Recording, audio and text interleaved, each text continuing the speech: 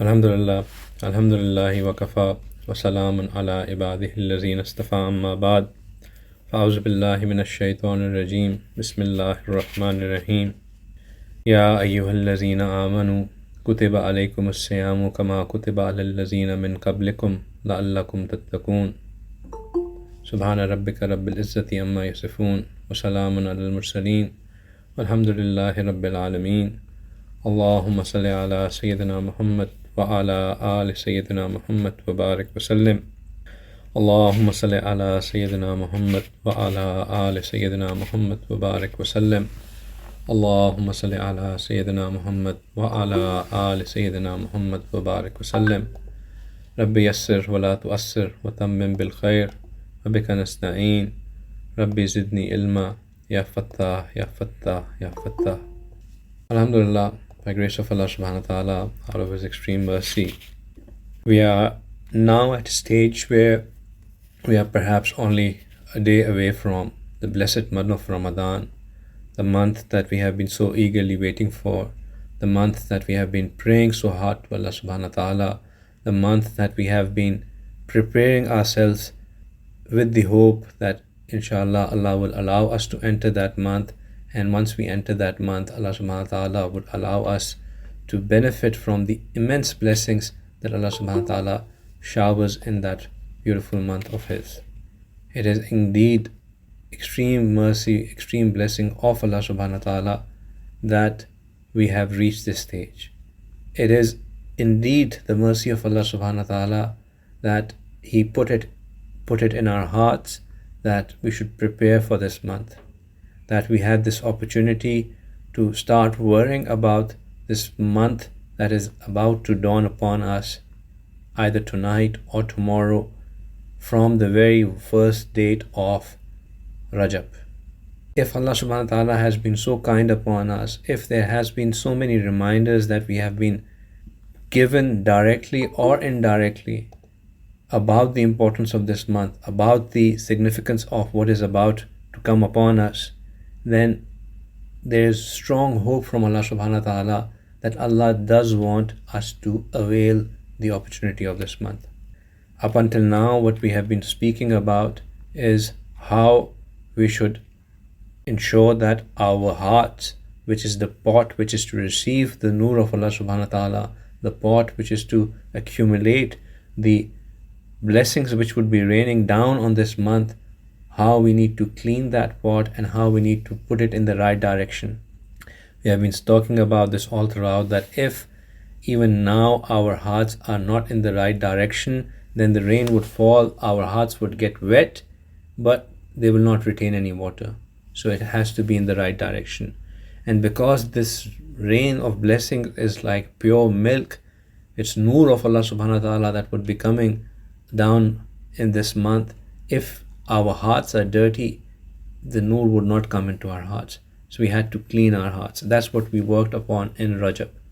In Shaban, we worked on how to ensure that we nurture this plant for which we sow the seeds in Rajab.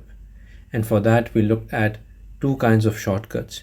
We looked at the shortcut which would instantly take us to a point where we are one step away from becoming a beloved of Allah subhanahu wa ta'ala, and that was the shortcut of pleasing our parents, of being obedient to our parents, of fulfilling the rights of our parents. And there was another shortcut which was all about gaining the love of Allah subhanahu wa ta'ala, attaining the love of Allah subhanahu wa ta'ala, drawing the love of Allah subhanahu wa ta'ala towards us. And that shortcut was the shortcut of following the Sunnah of Allah subhanahu wa ta'ala, Rasulullah sallallahu alaihi wasallam. Allah subhanahu wa ta'ala had repeatedly said that the one who follows the Sunnah of Rasulullah sallallahu alaihi wasallam, who fulfills the practices of Rasulullah sallallahu alaihi wasallam, who imitates Rasulullah sallallahu alaihi wasallam, Allah subhanahu wa ta'ala loves that individual. And all of this was discussed in great detail in the previous sessions that we did. We also looked at the things which are very important in terms of ensuring that we don't get disqualified in this month of Ramadan. So there were 4 things that we had to ensure that we ensure that we are not doing because we know that the one who is doing any one of those four things is disqualified. Even if he fasts all day and spends all night in Taraweeh or in Qiyam, all his actions are rejected, discarded, if any of the four conditions are there. And we looked at those four conditions and we made a firm intention that we shouldn't be an addict, we shouldn't be disobedient to our parents, we shouldn't be the one who cut ties with the family members, and we should not be among the ones who are disobedient to Allah subhanahu wa ta'ala in the commands that He has given to us. So the four things that we had to stay away from, we were to ensure that we follow them as well. What is left to talk about, and this is what I want to spend, and I did not get to do 2 weeks of sessions with you because my Shaykh was here and I was in his khidmat and I could not take out time to have a discussion. But at least, alhamdulillah, we have this Friday, one Friday before the start of Ramadan, to talk about what is it that we should be doing in Ramadan to gain maximum, now to enjoy the fruits of Ramadan. I am very hopeful that the 5 doors that we spoke about that should be shut down because they are a drain on our hearts have already been shut down. Before even I speak about what we should be doing in Ramadan, the first and the foremost important thing that we should ensure is that if we don't do anything in month of Ramadan, we don't do anything extra, we should not sin. In fact, I would say to you that your entire focus in this Ramadan should be that no intentional or unintentional sin should happen from me. That not a single part of my body, from the hair on my head to the fingernails on my toes, there should be no sin that should happen intentionally or unintentionally. Although it is very difficult to control things unintentionally, but if we put in the extra effort, we can do that.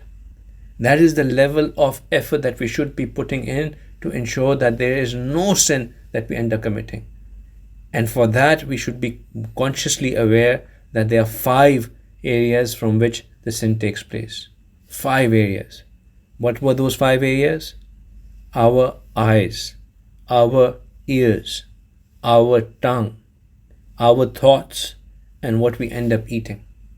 So we need to make sure that these 5 are absolutely addressed and there is no sin that is taking place by any means from any of these 4 or 5 parts of ours. If we are to do this, then there's inshallah great hope from Allah subhanahu wa ta'ala that even without doing anything extra, there is a lot that we will attain in this month. I will request you one more time, and I know that majority of the people still wouldn't have done this, is to please protect your eyes. And majority of us end up misusing our eyes when we go on the internet. So please avoid the news, avoid the news channels, avoid the Twitters, avoid the Instagrams, avoid the social media tracks, because in the end of the day, they lead us to misuse our eyes, or we end up talking about things which are either backbiting, or we have used words which are offensive, and all of this, or we listen to things which are of the same nature, which are either backbiting or offensive words, and all of this just simply drains any goodness that would have come into our hearts. Make it an effort, put in an effort. I'm emphasizing this again and again because whatever I'm going to talk from here on is just additional things that we need to do. And those additional things will only be of benefit if there is no drain in our pot. If we are doing all those extra things and yet we are allowing all this nur to get drained, we are not achieving anything. Please make sure that we don't sin. We are the best judge of knowing how we sin. I have given you a criteria to know where the sins take place from. It is through our eyes, it is through our tongue, it is through our ears, it is through our thoughts, it is through our tummy. Make sure that we have put a check on every one of them, please.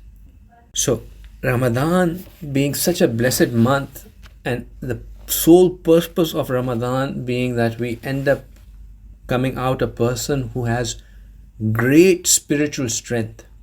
And the spiritual strength comes from the good that we do. The spiritual strength is what allows us to then fight the wrong. Allah subhanahu wa ta'ala has asked us to ask Him from two things, from sabr and salah. Asta'inu bis sabri was salah. Right? You have all heard this before. Now, if you think about it, what is the factor that allows us to utilize sabr and salah? What helps us utilize sabr and salah is our spiritual strength. Because when we have spiritual strength, when we are spiritually strong, our ruh elevates itself. It comes out of our body and elevates itself. When we are elevated, when our ruh is elevated, it has the vision of seeing things in a much broader way. We often say when somebody is going through some kind of circumstances, is involved in any difficult moment, it is said to that person that the best suggestion to you would be that you hold back and lift yourself at 30,000 feet and look at the bigger picture of what is happening. What that bigger picture allows us to see is that this event that we are part of, what are the consequences of it in the long run? And when one realizes that the minor situation that I am in right now, the consequences of it are limited and it has very low bearing on the long term, then we are able to deal with it differently. We are very aggressive in situations when we want the result now and then, because we think that this has to be corrected now, otherwise everything will fall apart. When we are thinking of this now and then mindset, that's when things tend to fall apart. Our spiritual strength gives us the ability to look at the bigger picture. Our spiritual strength allows us to see that in the bigger picture, it's also the hereafter, not just dunya. The spiritual strength allows us to see that there is a hereafter as well. And hence, the pain of this dunya, we are able to bear it with ease. And that is where the sabr comes from. And then Allah subhanahu wa ta'ala said that seek my help from sabr and salah. The spiritual strength in salah allows us to have khushu. The khushu that we have in salah then opens up the various mercies of Allah subhanahu wa ta'ala that descend in the state of salah. And that calms the person down. That is what gives you peace even when you are in the most difficult of the moments. And that is why awliya Allah, they are calm. No matter what turbulence they are going through, they are calm. They are inwardly in peace. So Ramadan is the month that gives us that spiritual strength. And Allah subhanahu wa ta'ala has made all the opportunities for us to gain that spiritual strength. Allah subhanahu wa ta'ala had made a nafal amal equivalent to that of a fard amal. Allah subhanahu wa ta'ala had made a fard amal equal to that of 70 times of what it is outside of Ramadan. So now I will just tell you the various different things that we should do in Ramadan to gain the most out of every single activity that we're doing, right? So if you want to note them down, please note them down. In fact, I would request one of you to note them down so that you can share it with me and I can share it on the groups afterwards, as I usually do. So number one thing is that make sure that every single minute that you are awake in the month of Ramadan, you are in the state of wudu. Every single minute that you are awake in the month of Ramadan, you are in the state of wudu. In fact, when you are even going to sleep, go to sleep in the state of wudu. Right? Make sure that you pray all your salah in Jamaat. Because a fard salah, of course, is a fard which will have 70 times the reward, but a fard salah prayed in Jamaat has 27 times more reward than the salah prayed individually. So make sure that you get 70 times reward of praying in Jamaat, which is 27 times more than praying the normal first salah. But not only pray the salah fard, make sure you pray all the sunnahs and the nafal of every salah as well. In fact, if you're praying in Jamaat, when you go to the masjid, make sure that you do the Tahiyatul Masjid as well. Get the rewards as much as you can through your salahs, through your optional salahs. And of course, this is all happening on the underlying basis that we have stopped sinning. Right now we are accumulating on top. And I'm giving you things that you must do on top. So stay ba wudu, pray every salah ba Jamaat, and make sure that if you, for example, if your masjid is too far away from your home, you're living in a Western country where the masjid is too far away, it's not possible for you to go to pray in Jamaat every time, masjid is too far away, pray at home with your spouse or an adult child. And if you cannot do, and in that what you do is that you mark an area in your house as a musalla and say that this is the musalla, this is where, and when you go to that musalla, pray Tahiyatul Masjid over there, right? So still do not lose out on the benefit from that. Likewise, in your offices, if you're in the office, pray in your office and in the musalla that you have. Before you go there, go before the Jamaat time, pray the sunnahs that are before in every salah, pray 2 rakat nafal before as well. So put in these extras because every extra is equal to that of fard. So let's not miss out on that, right? Now, this is as far as the salah and the faraid are concerned. But the month of Ramadan, anything which is of great significance, it is given different names. It is called by many names. Allah subhanahu wa ta'ala is called by Asmaul Husna. We know 99 of them, but there are much more. Rasulullah sallallahu alaihi wasallam is called by 99 names. So is month of Ramadan. The month of Ramadan is given different names. One of the names that this month has is that this is Shahrul Masawat. This is the month where we take care of people. In fact, and taking care of people is by different ways. And one of the ways of taking care of the people is to spend on them. One of the ways to take care of the people is to spend on them. So this month being a month of Masawat, we should make sure that we are taking care of people. Another way of taking care of people is to make workload easy for them. Allah subhanahu wa ta'ala had said that the one who eases the workload of another person in the month of Ramadan, Allah will ease the workload for him on the day of judgment. So if we are an employer and we have employees, then this gesture that we have, at least in Middle East and I'm sure also in Pakistan, that the working hour gets reduced is a great gesture. But if you are a boss, do not abuse that, give them work and make sure that no, they must continue working for long hours. Give them that excuse of easing the workload on them. And do so with the same niyyah that the one who eases the workload of the other in the month of Ramadan, Allah will ease my work on the day of judgment. So do it with that intention. Ease the workload of others. Then it's the month of spending. Spend on people. Spend on people. How do you Rasulullah sallallahu alaihi wasallam would spend from Shaban. Rasulullah sallallahu alaihi wasallam would start spending, and it comes that he would spend as though would spend like a wind. It means that he would be so open in his spending. So let's spend on people. Spend on people by arranging iftar for them. If you can, then there are different ways of going about it. There are various schemes that are being carried out. I know of different ones in Pakistan which I am personally involved with, where you can give zakat ration, Ramadan ration for families which are needy. So you give them a whole month of supply which will allow them to have enough for sahur and iftar.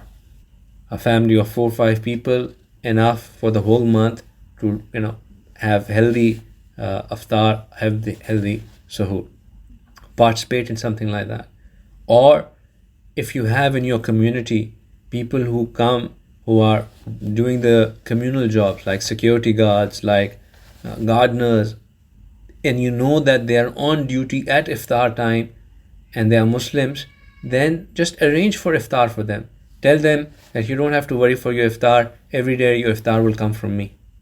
So arrange for iftar for those people.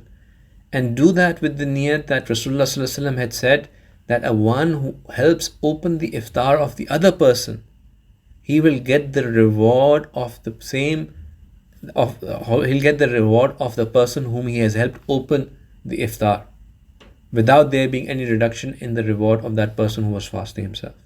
In fact, encourage your children that they should compete with each other to give the date to either of the parents, so that they get it comes ingrained in them from this age that we have to compete in helping others break their fast because of the reward for it. And this breaking of fast does not need to be a fancy iftar party. This breaking of a fast can be just through a date or from a glass of milk or a glass of water. Rasulullah said that the one who helps break somebody's fast with a glass of water, he will get a glass of water from me on the day of judgment from Haud Kausar. This is not a small reward that we are getting for this action. In fact, it is a huge reward. And also keep in mind that Allah subhanahu wa ta'ala had said that لَن تَنَالُوا الْبِرَّ حَتَّى تُنْفِقُوا مِمَّا تُحِبُّونَ, that you will not reach the state of righteousness till you spend from what you love for yourself. So when we are helping others break their fast, yes, it is as good as just giving somebody a date or a glass. But if you are doing it for, as I said, people in your community, the security guards or the other workers that work around you and they are there at the iftar time, make sure you give them iftar similar to what you would have liked for yourself. At least for one person in the whole Ramadan, help him break the iftar outside your family in a similar manner as you would have done it in your house yourself. I'm not asking to do it for everyone, but at least for one person. Do it like that. And this month, as I said, is a month of masawat, which basically means it's a month for feeling for others. This month is a month in which there is a training happening. When we are fasting, we are hungry, and majority of the people, when they are hungry, they become angry. But Allah subhanahu wa ta'ala is training us not to lose our anger. If there's a dispute that comes up and somebody starts arguing with us, he said, Ana sa'imun, I'm fasting. This training is taking place. So let's learn this, use this to control our anger, to pull back whenever we feel, because of hunger, because of this, when we feel, a road rage, or we feel irritated by our kids, or we feel any other disturbance. Let not that irritation get to us, but rather remind ourselves that I am fasting and I need to control my anger. Let's put in that extra effort to have a smile, first of all for our family members. Greet our wife with a smile, greet our children with a smile, greet our husbands with a smile. Let's put in that extra effort to have that smile on this month of Ramadan. The best of the sadaqats is if we spend from our wealth, and it is in the sadaqah to even smile at somebody. That too is a sadaqah. So let's not underestimate the power of a smile. Let's smile. Use that as a source. Rasulullah Sallallahu Alaihi Wasallam in a Hadeeth, he said that when Rasulullah Sallallahu Alaihi Wasallam was coming to Madinah Munawwara and he wanted to inform the people right at that time what is it that they should do, he said 4 things. He said, Afshush salam, spread salam, and at'amut ta'am, and feed people, wasallul arham, and join your relationships. After saying these 3 things, he said that, and then pray at night when everybody has gone to sleep. So of the 4 things that he said to do extra, and these were not the faraid, they were all extra things. Of the 4 things that he said to do extra, 3 of them were to do with how we deal with people. That's what our religion is, how we deal with people, how we conduct ourselves, and Ramadan is no different. It is all about being good with people, having that smile on our face, saying salam, spread salam. Salam is the biggest sadaqah, because that we make dua. Make sure that, let's put a count, that how many strangers did I say salam to every day? Compete with yourself, that of the 15 people that I came across, I said 15 salams today. I need to break this, and I need to say salam to 20 people the next day. Say salam to strangers. Salam is said to Muslims, so if you're living in a non-Muslim countries, don't go around saying salam to non-Muslims. That would not count. So if you have 50 salams, but still you can do, with a smile, you can greet them, and your smile is a way of you conveying, goodness and from yourself. So even if you don't say salam to non-Muslim, you can still smile at them, you can still greet them. Allah subhanahu wa ta'ala has put in 2 kinds of spending from us. One is a mandatory spending, that is zakat, and the other is voluntary spending, which is sadaqat. Because that every fard has a 70 times more reward, the minimum that you should do is that at least make the niyat of that, calculate your zakat, that this is how much zakat is applicable for me for this year, and make the niyat that I will give out that zakat, and give some portion of that zakat in the month of Ramadan, just to get the extra reward for it, right? So in the spending, there are 2 kinds of spending that I'm talking about. One is zakat, the other is the voluntary spending, in which I've said, make sure you feed other people, make sure you participate in various campaigns that are being run to help people have a supply of food. Make sure that if you have nothing to give, at least you within your family compete with each other to break somebody helps. You should make sure that you offer that date or glass of water to your wife with which she breaks her fast, because the reward of you helping her break that fast goes to you, her fast. And likewise, you should do the same with your husband, and the kids should do with their parents, and if they are doing with their siblings. But have that mindset that I have to help break somebody's fast. Have that mindset, and then say salam, have smile on your face, join the relationships. All of this is what this month teaches us. Control our anger. This is the month in which Allah subhanahu wa ta'ala is teaching us patience, sabr. We are doing sabr by leaving the things which are halal for us. So the things which are haram, we should automatically let go of them. And because Allah subhanahu wa ta'ala is prohibiting us to do things which are halal, He is prohibiting us from the things which are absolutely okay to take in the normal circumstances. We should use this opportunity to stay away from things which are mutashabihat, which have doubt in them. Use that as a practice for that as well. Leave the doubtful things as well. Stay away from them as well. Even after we have done iftar, if we have a doubt about something, stay away from it. Because all of this would elevate us. All of this would give us spiritual strength, which we so desperately need. This is also the month of Quran. And we should spend this month in doing as much recitation of Quran as possible. This is the month of Quran. Allah subhanahu wa ta'ala has sent down Quran in this month. Allah subhanahu wa ta'ala says that Shahrul Ramadan allazi unzila fihi al-Quran. This is the month of Ramadan is the one in which Quran was revealed. And Allah subhanahu wa ta'ala says it was revealed hudal lin-nas. It was revealed as a guidance for the people. وَبَيِّنَاتٍ مِّنَ الْهُدَى وَالْفُرْقَانِ. And it is an open proof, it has clear signs to show Furqan. Furqan is the ability to distinguish between right and wrong. So Quran which has in it the guidance to distinguish between right and wrong, came down in Ramadan. And this is the month which we should connect ourselves with Quran. There's a friend of ours who is on this call who always has this, his favorite question is that, if I'm listening to Quran and not reciting the Quran, does that count as well? Yes, it does. So if you are struggling to recite Quran, then still recite, because reciting Quran gives you, when you're struggling and reciting Quran, it gives you even more reward. But make sure that you at least finish one Quran with with either listening or reciting. But recite Quran for sure. Do not leave the recitation of Quran.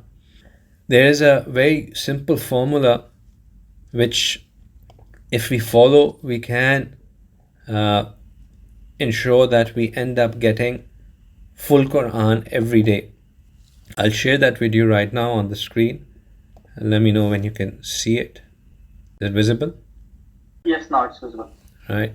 So basically, this what it tells us, that if we recite 4 pages of Quran after every salah, we can complete one Quran in the month of Ramadan.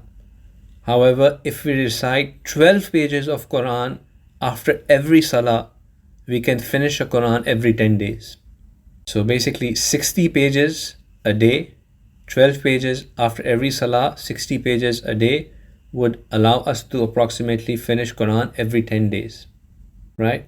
And likewise, if we do 8 pages of Quran every salah, after every salah, so we can do 4 before, 4 after, that would allow us to finish Quran twice in the whole Ramadan. Every 15 days we would finish a Ramadan.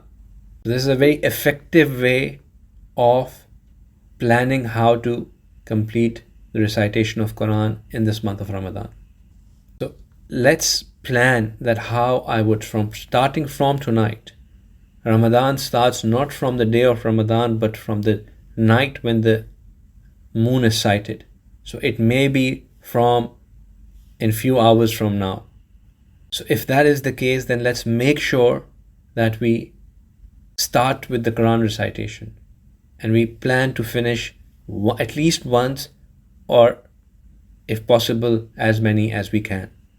But if we plan it, we can do it at least up to 3 times. Every 10 days we can finish. But it's all about planning. So let's plan it properly. Then there are different askar that we should do. So how do we go about the askar?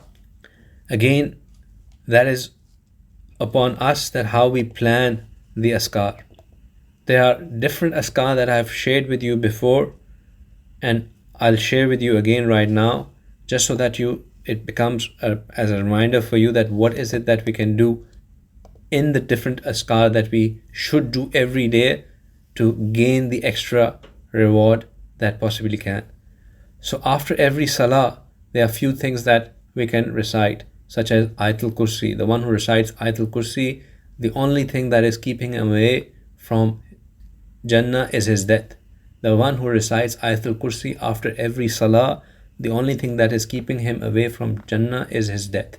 So make sure that we recite Ayatul Kursi after every salah, to thank Allah subhanahu wa ta'ala for all the blessings that He has given to us, and the ones which we can never even count, but yet to be thankful for every single one of them. If we say Allahumma a'inni ala zikrika wa shukrika wa husni ibadatik after every salah, it counts for thanking Allah subhanahu wa ta'ala for all the blessings that we have done. If we say Allahumma ajirni minan nar 7 times after Fajr and Maghrib, it comes in Hadeeth that we will not even get to see the smoke of the hellfire. Radaitu billahi rabban wa bi islami deenan wa bi Muhammadin nabiyya. If we recite this 3 times minimum after Fajr and Maghrib, inshallah we'll get the tawfiq to have the death on Iman. Then the morning, evening astaghfar and durood on Rasulullah sallallahu alaihi wasallam. Then there are 3 ashras. Ashra is 10 days. There are 3 10 days that are there in the month of Ramadan. The first ashra, we should read this dua in abundance. Rabbi ighfir warham wa anta khairur rahimin. The second ashra, Astaghfirullah Rabbi min kulli zambin wa atubu alayh. And the last ashra, Allahumma innaka afuun tuhibbul afwa fa'fu anni. These are the du'as for this ashra. There comes a hadith in which Rasulullah sallallahu alaihi wasallam said that there are 4 things that you cannot live without in the month of Ramadan, that you should do in abundance in the month of Ramadan. There are 4 things that you should do in the month of Ramadan in abundance. 2 of these which are pleasing to Allah subhanahu wa ta'ala, and 2 of these which you cannot survive without. So the 2 of those which are pleasing to Allah subhanahu wa ta'ala is number 1, the kalma, the first kalma, La ilaha illallah. So the shahada. So we should recite the kalma as much as possible. We should do the tahleel, La ilaha illallah, La ilaha illallah, in abundance. My brothers and sisters, this month of Ramadan, every second of it counts. Every second that we are aware, conscious, counts. Every second of it is there to give us immense rewards. So do not be ghafil in this time. That is why I'm sharing all of this with you. Use this time to say La ilaha illallah, La ilaha illallah. Do a lot of tahleel.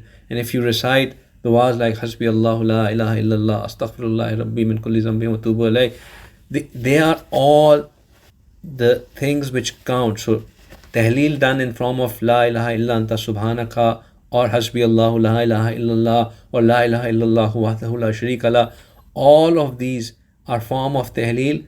Do them. But if they're heavy on the tongue, just simply say La ilaha illallah. The second thing that Rasulullah sallallahu alaihi wasallam said that is pleasing to the Rabb is istighfar. So let's do istighfar. Let's do istighfar. Astaghfirullah Rabbi min kulli zambin wa atubu alayh. Astaghfirullah Rabbi min kulli zambin wa atubu alayh. Spend your time walking. Spend the waiting times of our life, the commute times that we have, the time where we are just waiting for something, while we are, spend that time in availing these and doing these askars. Use that to do these askars. And then there are 2 things Rasulullah sallallahu alaihi wasallam said that we cannot survive without. And those are, number 1 is that ask Allah subhanahu wa ta'ala for Jannah. Ask Allah subhanahu wa ta'ala for Jannah. And the other thing is that seek forgiveness from the hellfire. And this one dua, Allahumma inni as'aluka al-Jannah wa a'udhu bika minan nar, covers that.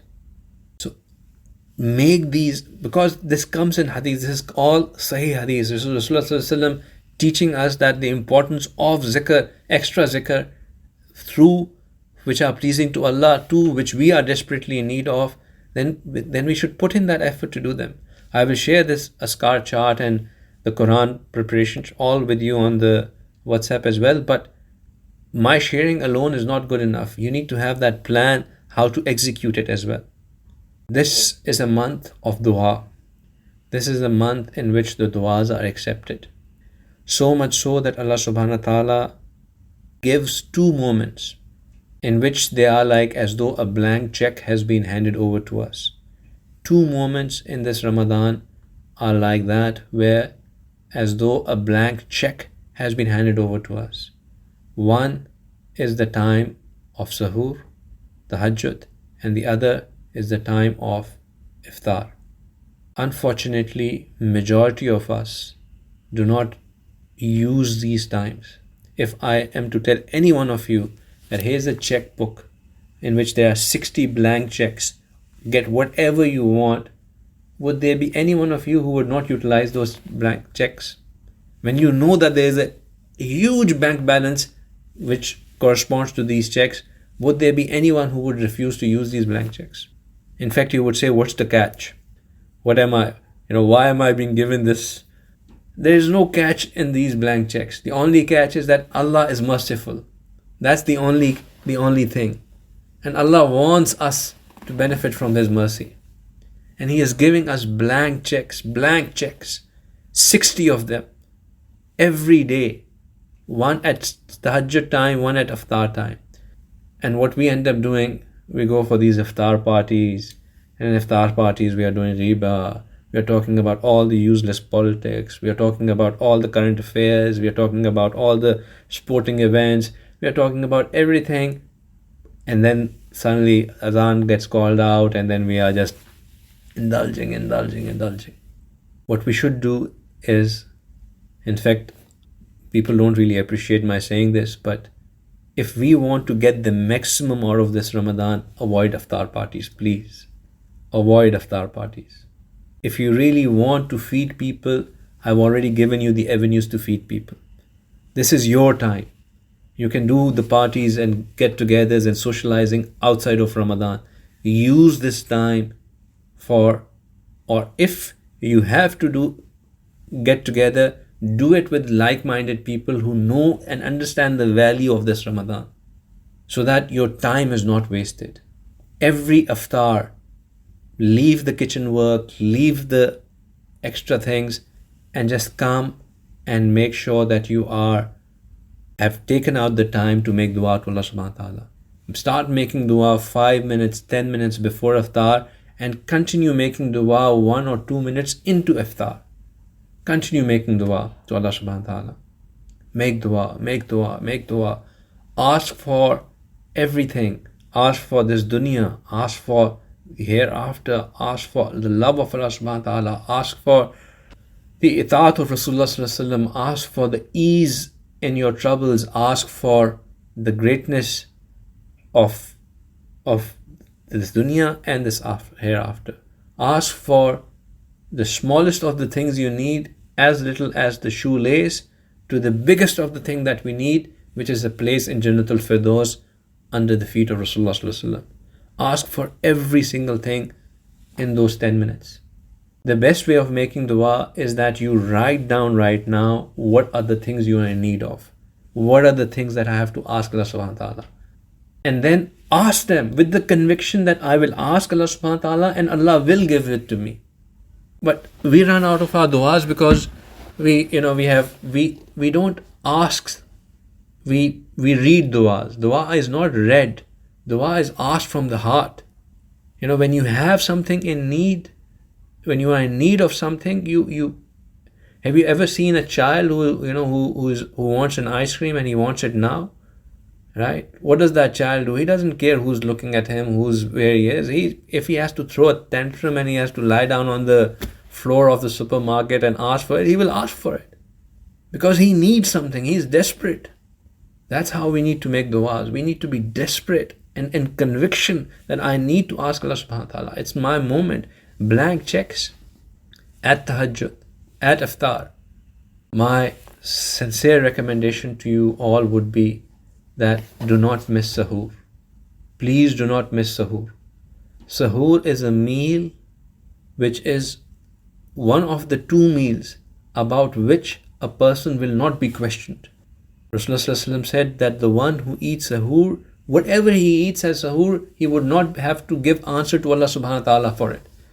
There's no questioning on what you eat in sahur. And there's so much barakah in sahur as well. And when we are getting up for sahur, then I would recommend that if sahur is, say you have to have it half an hour before, then wake up 45 minutes before, use the first 15 minutes to offer a few rakahs, make dua, and then do sahur. Or you can switch it around. You can first have sahur, then use that time to make some nafal, pray some nafal, and make dua. That way you would have the tahajjud every night and you would do sahur. And believe you me, if majority of the people think that the Laylatul Qadr, which is the blessed night that comes in Ramadan, this is another thing that we will be talking about. Majority of the people think that it comes on 27th. Then some think that it comes on the odd nights of the last 10 days. Then some think that it comes in the last 10 days. But there's a huge opinion of ulama that think that it can be any night in Ramadan. So it can be any of these nights. Any one night of Ramadan, including the last 10 days or the odd nights of the last 10 days, can be Laylatul Qadr. Given how desperate we are and how much in need we are for the mercy of Allah subhanahu wa ta'ala, if we pray tahajjud every night in the month of Ramadan, we can be assured that we have prayed extra nafil, in the Laylatul Qadr, because we would have prayed every night, and any of those nights could have been Laylatul Qadr, which would mean that we would get the ajr of praying in Laylatul Qadr. This is the most risk-averse strategy that you can adapt, and I highly recommend that we adapt that. So don't miss sahur and pray tahajjud, make dua, and do not waste your iftar in making the pakoras and samosas or chit-chatting or doing other stuff. Make sure that 5 minutes, 10 minutes before iftar, you have quit everything. My personal practice, and I've seen my elders do this as well, get together as a family, sit together as a family and make dua. At times even ask your children to make dua and you say Ameen at them. They are masoom, right? They are masoom. And get them to list down. Everybody should list down the things that they need. And this is a way of teaching people that what is the things that they should be asking for. Teach the children that while they are asking for things in dunya, they should also ask for things in the akhirah. So make dua, learn to make dua from heart, and put the desire of all these things in our heart. The 10 ashras, or the 3 ashras of 10 days, if we are strategic about them, then we can act accordingly. The first ashra is that of where Allah subhanahu wa ta'ala has asked us to do, is to seek His maghfirah, right? So in that, we should put in the extra effort to focus on constantly asking Allah subhanahu wa ta'ala for the wrongs that we have done, for their forgiveness. In the second ashra, which is of rahmat, we should focus on asking Allah subhanahu wa ta'ala for the blessings that we need in different things, in our health, the barakat that we need in our time, the blessings that we need in our rizq, the blessing that we need in our daily lives, in our family affairs, in our relationships, in the peace of mind, the peace of heart that we need, the rahmat that we need in this dunya, the rahmat that we need on the akhirah. Focus on that. And the last ashra is itkum minan nar, which is in which Allah subhanahu wa ta'ala frees the slave from hellfire. So focus on that. Dedicate that for the hereafter, starting from asking Allah subhanahu wa ta'ala to give us that iman with kalima, that of shahadat, a life which is pure, and a death which is accepted. So, and then ease in the graves, ease on the day of judgment, ease when crossing the pool of Sirat, the blessings of entering into Jannah. Ask for all of these things. We should ask if we have been struggling to stay away from the wrongdoing, then we should ask Allah subhanahu wa ta'ala that, Ya Allah, I want to stay away from self, help me in that. Because if on the day of judgment we would be said that you did not stay away from doing wrong, at least we could say that, Ya Allah, we kept on asking you to help us stay away from wrong. Allahumma inni asta'inuka an ta'atik. Ya Allah, I ask your help in doing your obedience, in your obedience. Ask Allah subhanahu wa ta'ala for that. Because at least we will be able to say that, Ya Allah, we could not have done it on our own, but we were asking for your help. Right? So that is another thing that would help us, and inshallah would ease us. The last thing that we should focus on in this month of Ramadan is Taraweeh. Taraweeh is also a great blessing of this month of Ramadan. This is an opportunity for us to stand in gatherings in which Quran is being recited. Like I said, this is the month of Quran. Reading Quran is of benefit. Listening to Quran is of benefit. Allah subhanahu wa ta'ala, Rasulullah had said that Man sama Ramadana imanan wa ihtisaban ghufira lahu ma taqaddama min dhanbihi. That the one who fasted in the month of Ramadan with iman and with the hope, with conviction, Allah subhanahu wa ta'ala would forgive all his previous sins. And then in another hadith it comes, man qama laylatul qadri imanan wa ihtisaban ghufira lahu ma taqaddama min dhanbihi. That the one who stands in night, and standing in night is praying in form of Taraweeh, that person is forgiven all his previous sins. So this is not a small thing that is being offered. We do not have the guarantee of our sins being forgiven, but by doing these actions with iman, with the conviction that Allah subhanahu wa ta'ala has the power to forgive all of this, we can have our sins forgiven. Brothers and sisters, keep one thing in mind. Allah subhanahu wa ta'ala has kept reward for everything. There's a reward that Allah subhanahu wa ta'ala had kept for everything, and He has declared it.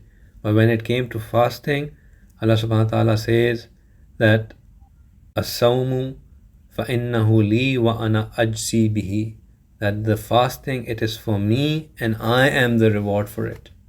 In other words, that the reward for fasting, Allah subhanahu wa ta'ala has kept it with Himself.